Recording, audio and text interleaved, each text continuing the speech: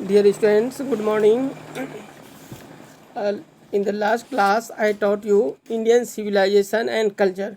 So, in Indian civilization and culture, I taught you 4 stanzas, and this is the 5th stanza. And in the 5th stanza, the writer Mahatma Gandhi says, क्या कहते हैं? We notice that mind is a restless word. We notice means देखना. We notice that का meaning होता है कि THAT that means कोहर्सी की, that the mind that means वह कोहर्सी की. The mind is a restless bird. The mind is कि mind है क्या, a restless bird. Rest मतलब होता है आराम, उसमें लेस कर दो, किसी भी चीज़ में लेस करो वो तो माइनस हो जाता है.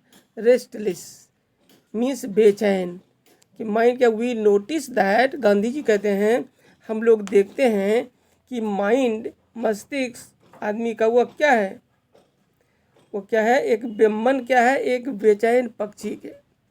The more it gets, the more it wants में चाहना, द मोर इट गेट्स, उसे जितना मिलता है वह और उतना अधिक चाहता है. कौन? माइंड. एंड स्टिल रिमेन्स, तो भी, स्टिल मीन्स फिर भी या तो भी, रिमेन्स मीन्स रहना, अनसेटिस्फाइड. सेटिस्फाइड मीन्स संतुष्ट, अनसेटिस्फाइड मीन्स असंतुष्ट. कहने का क्या सेंस हो गया? गांधी जी क्या कहते हैं?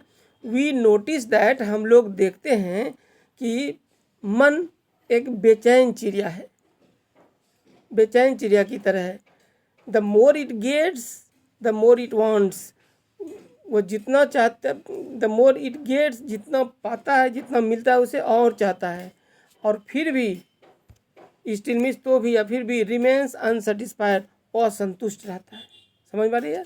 The more we indulge, the more we indulge, जितना ज़्यादा हम लोग क्या करते हैं कि किसी भी विषय में, किसी में लिप्त रहते हैं, इन आवर पैशंस, अपने विषय में, अपने वासना में लिप्त रहते हैं, विषय में से लिप्त रहते हैं. The more unbridled they become, वह उतना और ज़्यादा असंतुष्ट हो जाता है, वह उतना और ज़्यादा. अनब्रिडल्ड मीन्स होता है बेलगाम, मतलब कोई कंट्रोल उस पर नहीं हो पाता है. क्या कहना चाहता है गांधी जी?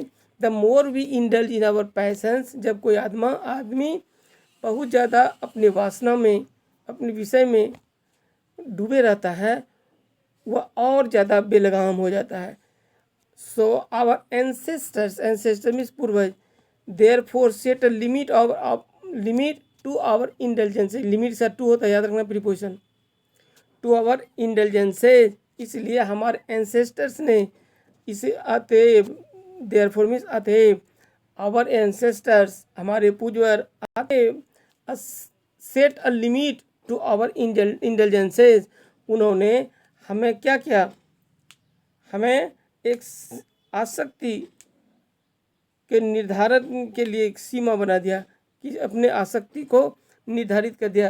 यानी जो वासना में लिप्त रहते हैं, विषय में लिप्त रहते हैं. विषय का मतलब सब्जेक्ट नहीं है, यहाँ याद रखना, ठीक है ना. विषय वस्तु नहीं है, विषय का मतलब वासना से है. दे saw that happiness was largely a mental condition. उन्होंने क्या देखा? दे सॉ, उन्होंने देखा. क्या देखा? सॉ सेकेंड फॉर्म है, सी सॉ सीन. वर्ब का थर्ड फॉर्म, तीनों फॉर्म होता है ना, सी सॉ, हाँ, सी सॉ सीन, सॉ है.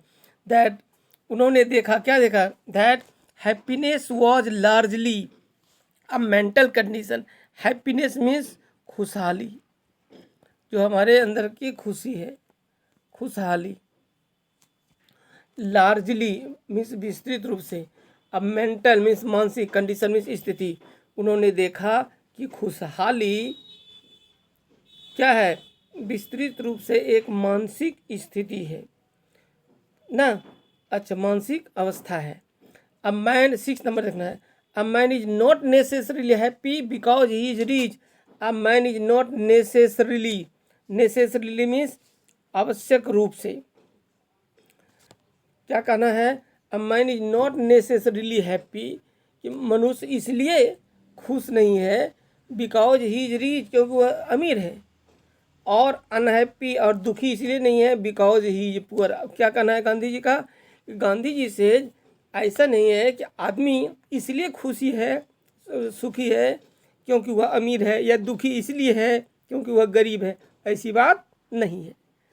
The reach our often, the reach means क्या हुआ? अमीर लोग।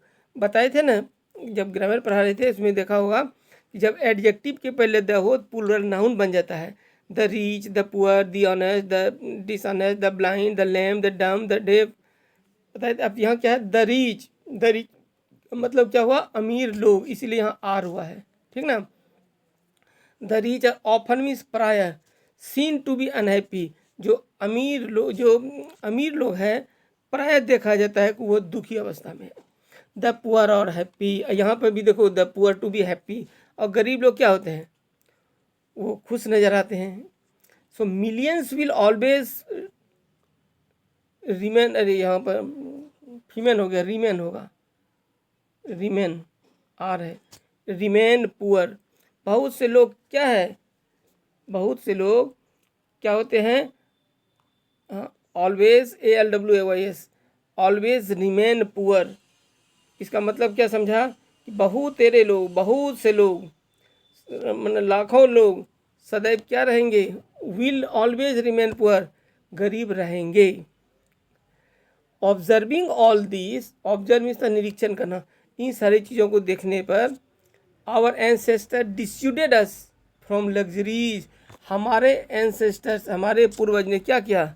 डिस्यूडेड अस फ्रॉम लग्जरीज, हमारे पूर्वजों ने हमें विलासिता एवं विषय सुख से बचने की सलाह दी ना। कि पूर्वजों ने क्या कहा? कि हमें विलासिता से और सुख से, विलासिता से, विषय सुख से अलग रहना चाहिए, इससे बचने की सलाह दी। We have manage with the same kind of flow, we have manage, manage means तो व्यवस्था करना। वी हैव मैनेज है प्रेजेंट परफेक्ट सेंटेंस का सेंटेंस है। अब मैनेज का विद प्रीपोजिशन होता है। वी हैव मैनेज्ड, इसका मतलब क्या हुआ? हमने उन मान्यताओं को आज भी बरकरार रखा है। क्या, कौन सी मान्यता? The same kind of plough, वही उसी तरह जिस समय हल चलाया जाता था। As existed thousands of years ago, हजारों वर्ष पहले।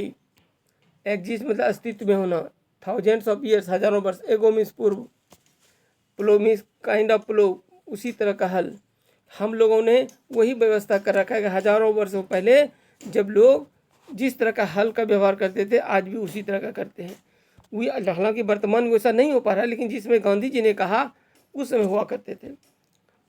We have retain the same kind of cottages, we have retain the same kind of cottages. Cottages का मतलब क्या होता है? कॉटेज मीन्स झोपड़ी। तो क्या देखा?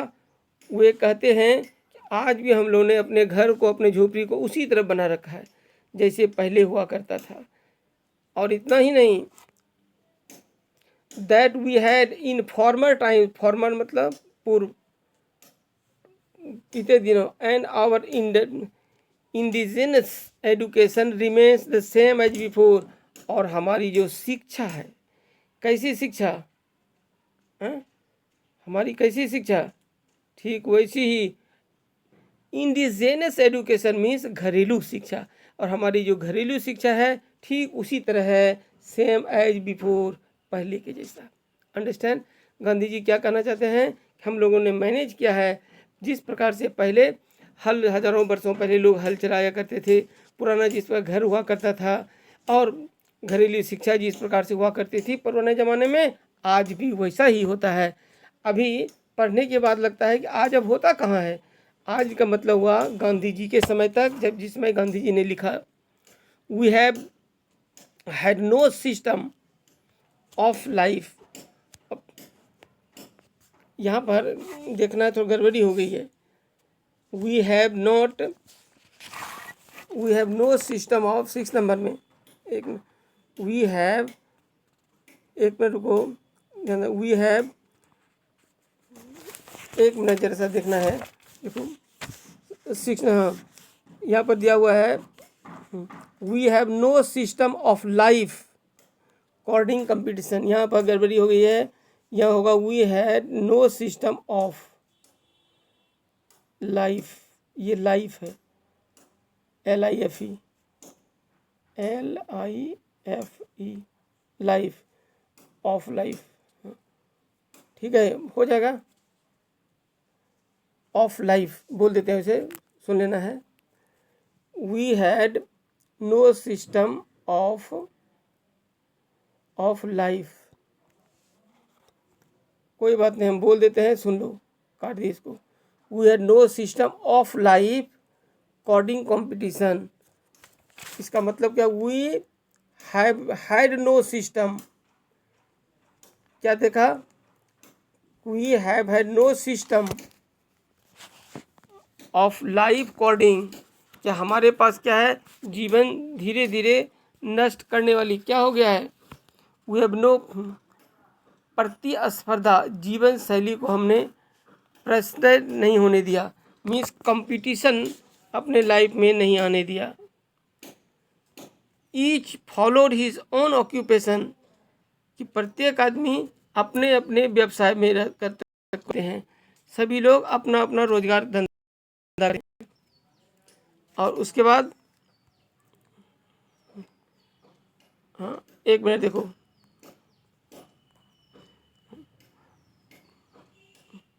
हाँ एक minute, each followed his own occupation, each followed सभी लोग अनुकरण करते थे, क्या, हिज ओन अपना, ऑक्यूपेशन मीन्स पेशा, और ट्रेड मीन्स व्यवसाय, and change and charge the regular wage, क्या होता था, प्रत्येक आदमी अपना व्यवसाय करते थे, अपना रोजगारी करते थे, मजदूरी करते थे, और उचित मजदूरी भी पाते थे, अपना रोजगार करते थे, जो उचित मजदूरी होता था वो चार्ज किया जाता था।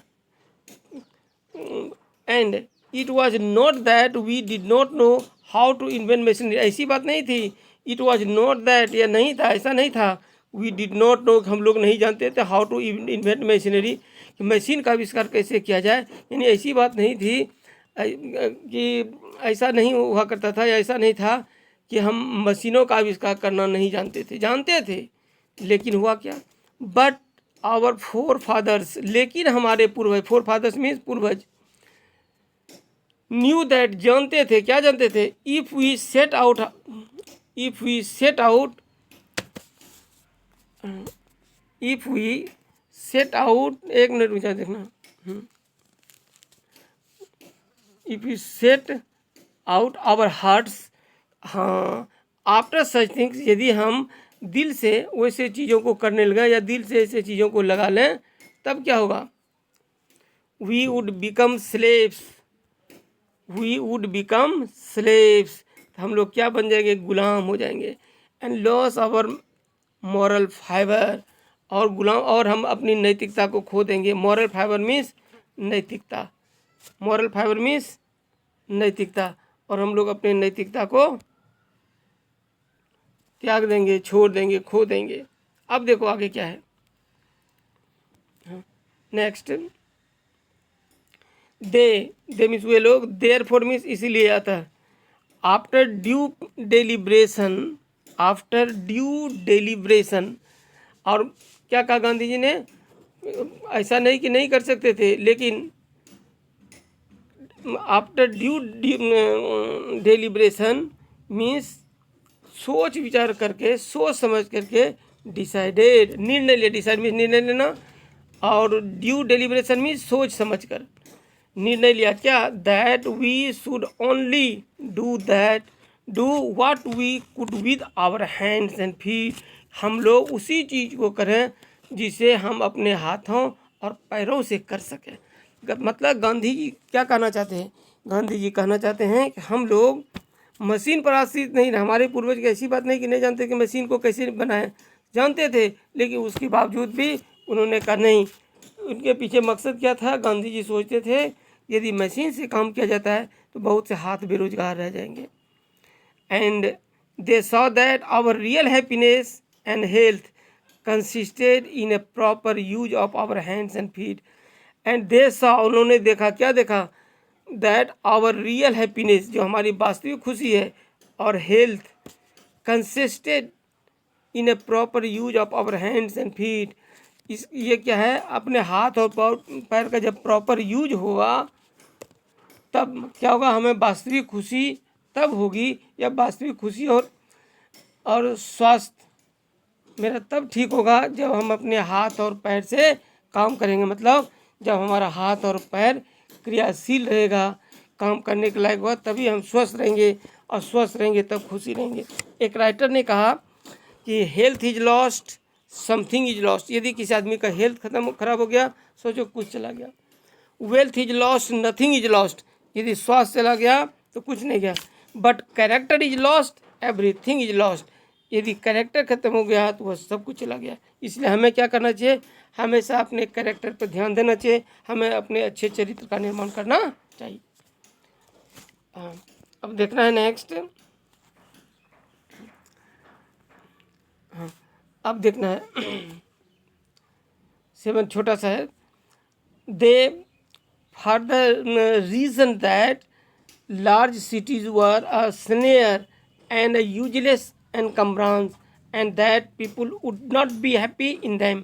देखो गांधी जी क्या कहते हैं, दे फर्दर रीजन, वे लोग आगे क्या क्या विचार कर, रीजन मतलब विचार करना, रीजन मतलब विवेक, रीजन का भी होता है, कारण भी होता है।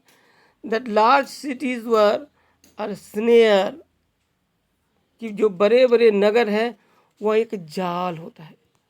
स्नेयर मीन्स जाल, एंड यूजलेस एनकम्ब्रांस, यूजलेस मीन्स बेकार, एनकम्ब्रांस मीन्स बोझ, कि बड़े बड़े शहरों में बेकार का जाल फैले होते हैं, जाल बिछे होते हैं, और बेकार का बोझ होता है लोगों पर। That people would not be happy in them, यही कारण है कि लोग वहाँ खुश नहीं रहते। खुश क्यों नहीं रह सकते, क्योंकि बहुत तरह का जाल रहता है। जाल का मतलब क्या, बहुत तरह की परेशानियाँ होती हैं। And that there would be gangs of thieves and robbers, और इतना ही नहीं, बड़े बड़े शहरों में चोरों और डाकुओं का गैंग होता है। प्रोस्टिट्यूटिंग, और क्या, प्रोस्टिट्यूशन भी बहुत होता है। प्रोस्टिट्यूशन मीन्स वेश्यावृत्ति। और इतना ही नहीं, एंड वाइस फ्लोरिशिंग होगा, देखो स्पेलिंग मिस्टेक हो गया, VICE होगा, वो नहीं होगा, and vice flourishing in them. और उसके साथ ही साथ क्या होता है, बुराइयों का बोलबाला होता है उन लोगों में। वाइस मतलब पापों का बोलबाला होता है। And that poor man would be robbed by rich, और क्या, एंड दैट पुअर मैन, और वो गरीब आदमी अमीरों के द्वारा ठगे जाते हैं, लूटे जाते हैं, यानी धनी लोग गरीबों को लूटेंगे, ऐसा होगा। इसीलिए they were therefore satisfied with small village, they were therefore, इसलिए वे लोग सेटिस्फाइड, संतुष्ट थे, कहाँ, स्मॉल विलेजेज, छोटे छोटे गांव में। इसका मतलब गांधी जी क्या करना चाहते हैं कि बड़े बड़े शहरों में डाकुओं का जाल बिछा होता है, बहुत बड़े अमीर लोग गरीबों को लूटते हैं। इतना ही नहीं, बहुत तरह की परेशानियां होती है, गैंग हुआ करता है, प्रोस्टिट्यूशन वेश्यावृत्ति हुआ करता है, और गलत कामों में लोग उलझे रहते हैं। इसीलिए हमारे पूर्वजों ने देखा ज़्यादा अच्छा है गांव में रहना, और उन्होंने गांव को पसंद किया, इसमें और वे लोग संतुष्ट अपने गांव में ही रहे। Okay, thank you very much.